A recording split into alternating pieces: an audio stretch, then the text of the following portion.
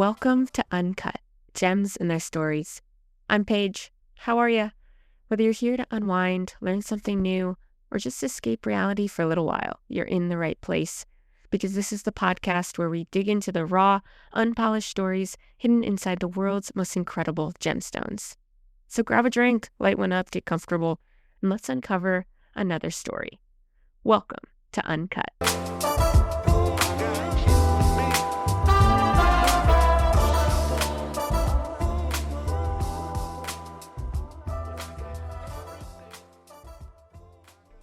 Welcome back to our deep dive into gold, the history of how it became such an impressive and special metal to all of us humans' heart. And we've already delved in deep into the mythology of it, and frankly, my favorite part of gold, which is the fact that it all came from stars, supernovas, exploding into each other. That was all part one in a last episode. This episode is going to be more about the gold rush, the gold fever, the modern day timeline of gold that we know from North America. We're going to talk a little bit about the clashes between New Age perspectives and Indigenous perspectives, the ideas of what gold means to us, and a little bit about how the mountains of Alaska may have played tricks or may have helped in the search for gold. Here we go. We're leaving mythology behind now, and we're heading into the California gold rush, the Klondike and Alaska, where ordinary people gambled everything they owned on one impossible dream. Some became legends, most went home with nothing, and a few claimed the mountains themselves, whispered where the gold was hidden. Whenever we talk about history, it's really easy to focus on the winners, the people who struck it rich, the explorers, the famous names that ended up in textbooks, but every story has another side. And if we're going to talk about gold, we have to talk about the people who were already living on that land long before anyone called it a gold rush. Because from the perspective of many Indigenous communities, there was not a discovery. There was an invasion. When thousands of prospectors flooded into Alaska and the Yukon in the late 1800s, they often described it as an untouched wilderness, an empty frontier, a land waiting to be explored. But it wasn't empty. The Tlingit, the Tagish, the Han, the Dena'ina, the Gwich'in, and many other Indigenous peoples have lived there for countless generations. They knew the rivers, the mountains, the migration routes, the seasons. The land wasn't something they had conquered. It was something they belonged to. That's a very different way of looking at the world. For many Indigenous cultures, gold wasn't viewed as the ultimate prize. The land itself was. The rivers provided salmon, the forest provided shelter, the animals provided food, and everything existed in balance.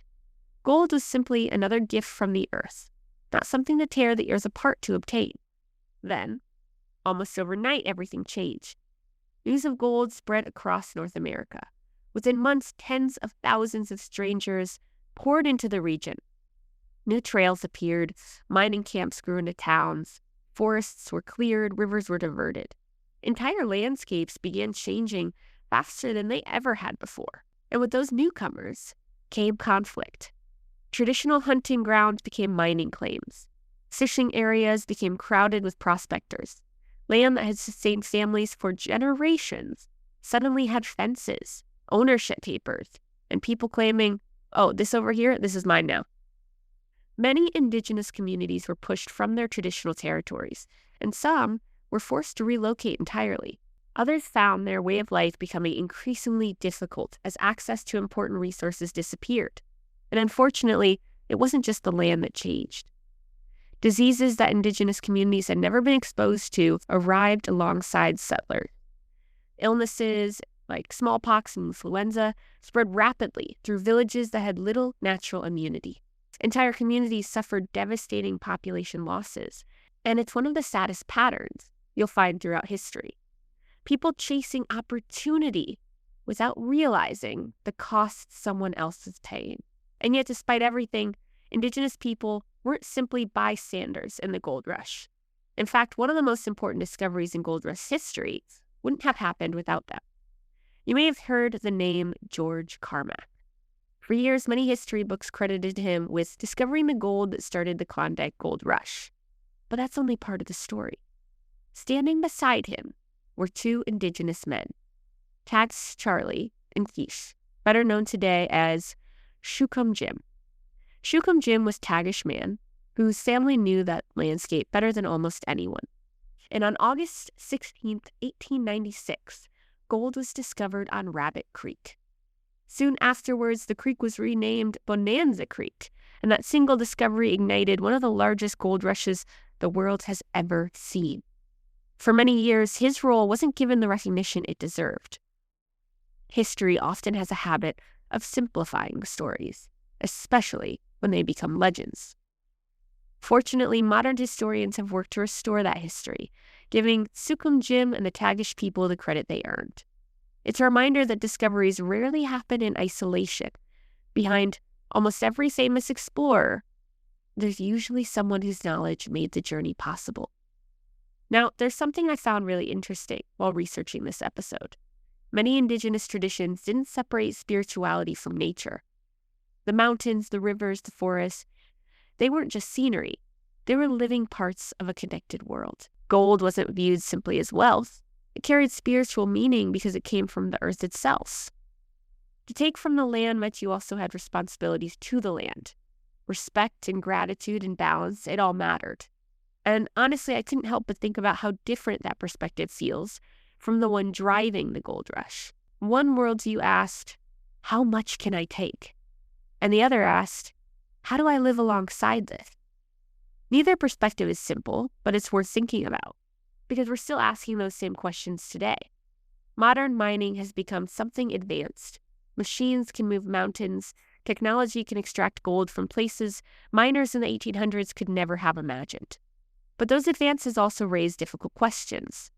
How do we protect ecosystems while meeting the world's demand for resources? Who gets to decide what happens on ancestral land? Can economic opportunity exist alongside cultural preservation? Those conversations are still happening today as Indigenous communities continue negotiating mining rights, environmental protections, and stewardship of traditional lands. And these aren't easy answers. But I think understanding the history makes those conversations a little more meaningful. Because gold has always been way more than metal. It reflects whatever people choose to see in it. To some, it represents unimaginable wealth. And to others, it represents sacred creation. To kings, it symbolized authority. To miners, possibility. To Indigenous communities, it was only one small part of a larger relationship with the earth. Same metal, completely different meanings. And speaking of meanings, there's one final story I couldn't leave out. Because after all the history, the science, the mythology, and the real-life gold rushes, there's one legend that almost sounds like it belongs in a ghost story. A story passed from prospector to prospector about people who claimed the mountains actually talked back. Some miners swore that in the stillness of the wilderness, they heard voices guiding them toward hidden deposits of gold. Others insisted those same voices led people hopelessly astray. Were they spirits, exhaustion, wishful thinking, or simply the human mind trying to find patterns in an unforgiving landscape? No one knows. But those stories survived long after the gold rush itself faded. And that's where we're ending today's journey, with one last mystery. Because sometimes the greatest treasure isn't what people found, it's the stories they left behind.